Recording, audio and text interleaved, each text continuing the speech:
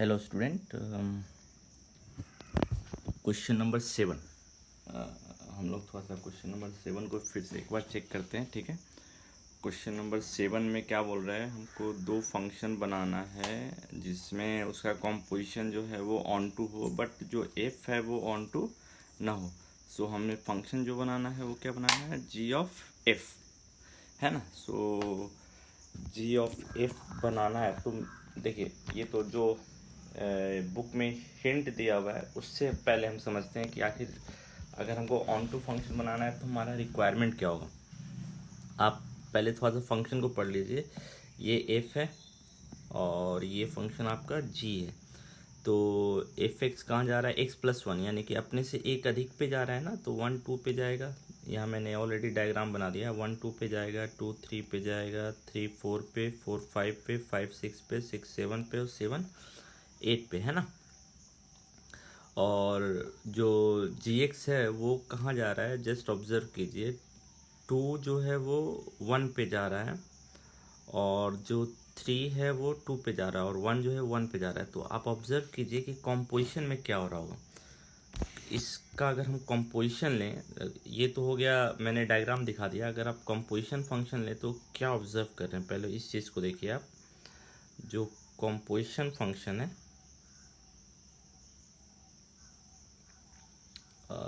उस composition function का मैं एक बार डायग्राम आपको ड्रॉ करके यहाँ दिखा दे रहा हूँ, ठीक है। जो कॉम्पोजिशन फंक्शन है,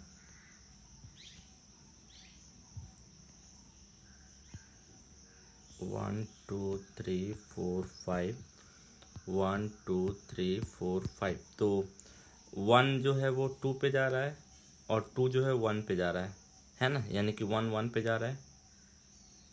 2 जो है वो 3 पे जा रहा है ना। और 3 कहाँ जा रहा है, 2 पे जा रहा है। तो 2 2 पे जा रहा है और 3 कहाँ जा रहा है, 4 पे। 4 कहाँ जा रहा है, 3 पे। तो 3 3 पे जा रहा है। तो आप देखिए जो फाइनल फंक्शन है वो आइडेंटिटी फंक्शन है।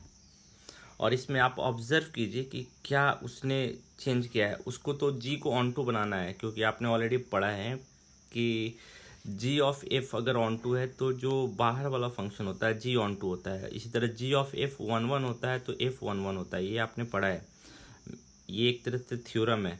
और इसका एग्जाम्पल दिया हुआ था, एग्जाम्पल में आपने देखा है इसको, ठीक है। आपको याद होगा, मैं आपको एक बार फिर से रिकॉल करा दे रहा हूँ कहाँ पे आपने पढ़ा था इसको। इसको आपने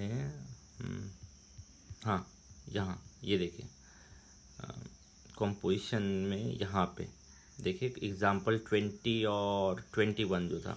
और नीचे वाला जो रिमार्क है वो आप पढ़िए। इसमें लिखा हुआ था क्लियरली कि जी ऑफ एफ अगर ऑन टू है तो आपका जो जी होगा वो ऑन टू होगा। F is not necessarily onto, it may be, it may not be, okay. So इसी कॉन्सेप्ट का हम लोग यूज़ कर रहे हैं, यानी कि हमको जी को तो ऑन टू बनाना ही है और जी ऑफ एफ को भी ऑन टू बनाना है ना।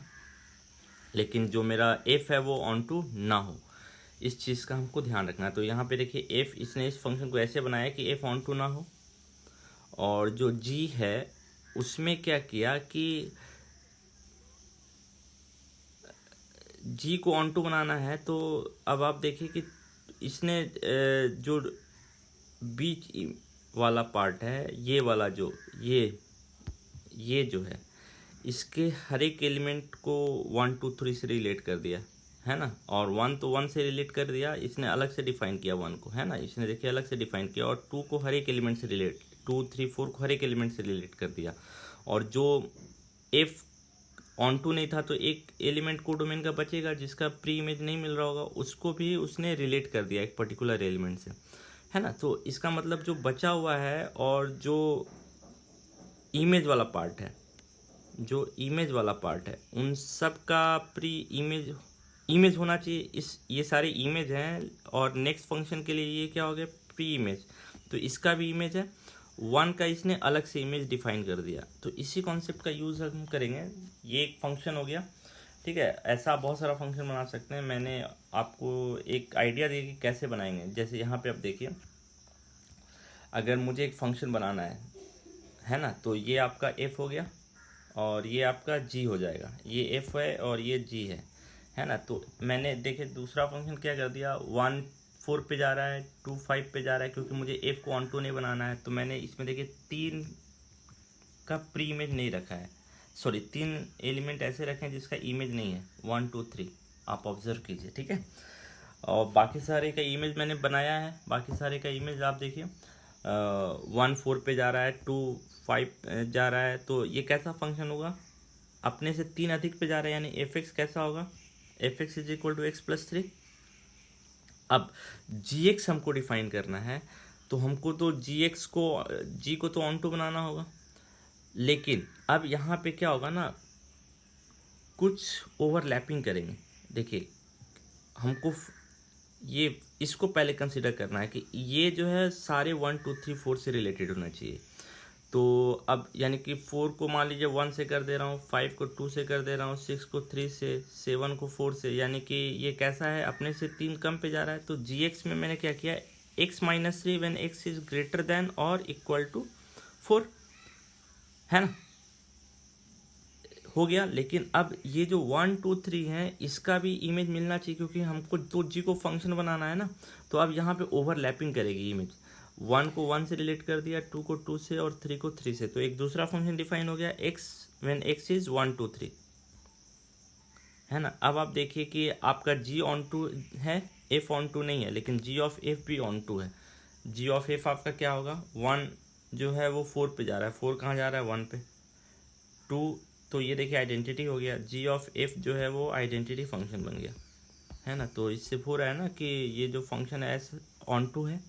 सो मेरे ख्याल से आपको आइडिया समझ में आया हो कैसे हम फंक्शन को बना रहे हैं। f को ऑन टू नहीं बनाइए, g को ऑन टू बनाइए, लेकिन g ऑफ f भी ऑन टू होना चाहिए, है ना। तो इसका मतलब है कि ऐसे कुछ एलिमेंट होंगे जिसका प्री इमेज 1 से अधिक होगा।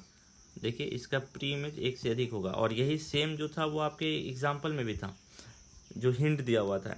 इसमें देखिए एक एलिमेंट ऐसा है जिसका प्री इमेज 2 है, 1 का प्री इमेज 1 भी है और 1 का प्री इमेज 2 भी है, यानी कि जी में आपको ओवरलैपिंग करानी होगी, है ना।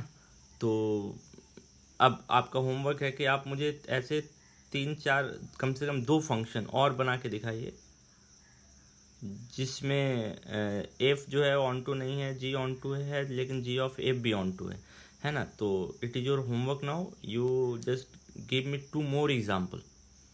I have given you one is already there in your book, you have to give me 2 more, okay।